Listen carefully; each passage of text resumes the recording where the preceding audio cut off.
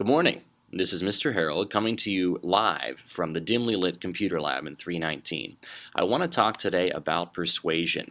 Last year and in ninth grade you learned about propaganda, but this year we're going to sort of switch over to some more positive ways of persuasion.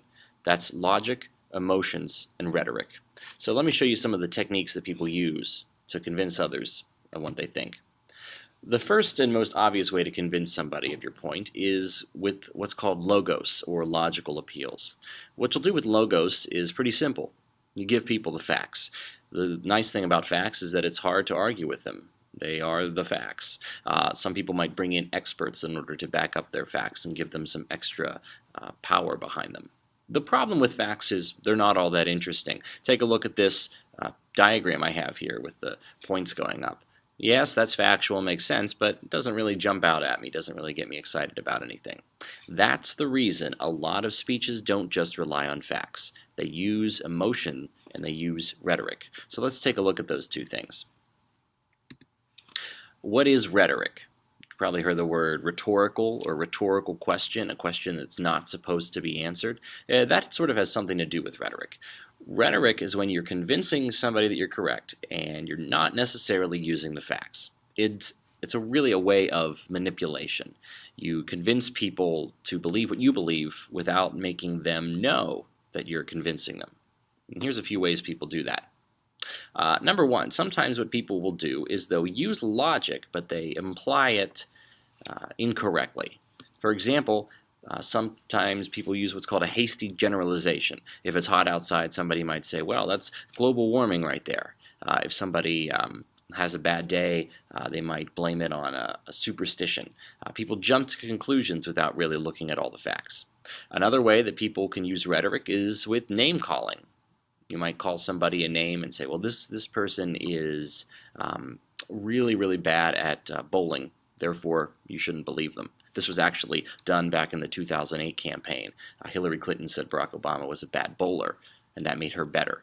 Well, that really has nothing to do with being president, but we can call people names in the effort to bring them down. Another option is the either/or what's sometimes called parallelism. This is when you present two choices after each other, and you give the viewer the impression that they have to pick one or the other. For example, Patrick Henry, as you'll learn in this unit, says, give me liberty or give me death. Well, honestly, there's plenty of other options in between, but Patrick Henry was only giving two. And finally, we use what's called false cause and effect. For example, on the farm, the rooster might crow. Afterwards, the sun will come up, so logically we can assume that the rooster made the sun come up. Well, of course, that's not really true, but logically it makes sense. Some other ways using emotion, or what's called pathos, is the use of loaded words. You see these on movie posters all the time, words that have really powerful emotional meanings that really don't logically make sense. There's glittering generalities, or loaded words. For example, in this ad here, he's giving $4 billion in new tax breaks to oil.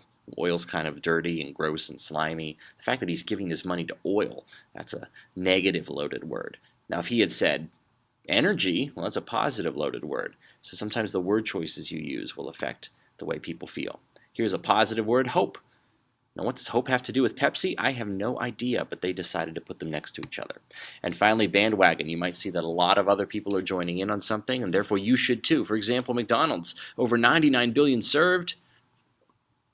I'll have one, right? If everybody else is doing it, why not you? Some more appeals to emotion, card stacking. People only present the positive side of things. For example, McDonald's has 100% beef. Well, I should hope so. There's no plastic or rubber in there, but they don't tell you about the fat. They don't tell you about the other preservatives used and other ingredients. Plain folk. Here's an ad for iPhone 4 that came out a few years ago. Just one smile? Uh-uh. How about now? Uh-uh. Smile now? And now. I can't believe you're never going to smile. All right, you're going to make me sing. Shannon's never gonna smile. She's gonna go. Hey. No, come on. They look good. Really? How do they feel? Kind of weird. Well, you look beautiful. Thanks, Dad. Isn't that nice? Just a father and daughter enjoying a nice moment in their iPhone 4. Doesn't ever mention the product or why you would want to use it. You just know. These are normal people. This is an appeal to an emotion. And then last we have a rhetorical question, a question with such an obvious answer that you're not actually supposed to answer it out loud. For example, got milk? You might think, no, I don't. I need to go get some. And you've probably heard rhetorical questions used before. Again, they appeal to our emotions. They make us feel as though we're in agreement with the speaker. Some other ways. Today we celebrate the first Metaphor. glorious anniversary of the information. Here's an Apple commercial from 1984. Created for the first time in all history. The metaphor here is that the PC world is being compared to this totalitarian dictatorship. While this woman with the hammer can't really see her shirt, but she's wearing an Apple shirt. She represents freedom from the IBM PC world. Watch what she does here. With one will, one resolve, one cause. Our enemies shall talk themselves to death, and we will bury them with their own confusion. Commercial originally aired in 1984. Only aired once during On the Super Bowl. January 24th, Apple Computer will introduce Macintosh. And you'll see why 1984 won't be like 1984. So that's an example of a metaphor and an allusion, a reference to something else. This references the book 1984 because it was the year 1984, and it's a metaphor. It compares the computer world to political dictatorships. A few others that we have here. Hyperbole. Sometimes people use words that are really not logical, but they sound nice. Apple calls its products magical. Well, I guess they sort of are, but they're not actually magical. They use electronics. The last one I want to talk about is bargain or free. Sometimes people will, when they present you something, they make you feel as though you're getting something for nothing. For example, if you buy one sundae, you get another sundae free. Well, it's good to get free things, but really you're getting 2 sundaes half off. And honestly, are you going to eat the second sundae? No, you're probably going to throw it out. So again, this appeals to your sense of emotion of getting something for nothing, but it doesn't actually pan out.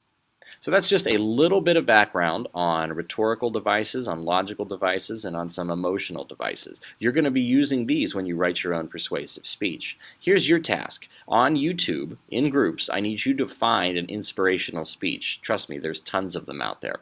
When you find it, I want you to go through and I want you to identify all of the logical elements, the emotional elements that the speaker is using to appeal to the audience. Ultimately, what you're going to do is show your speech to the class, and then you're going to give your analysis on it. So, good luck out there, and ask me if you have any questions. Have a great day.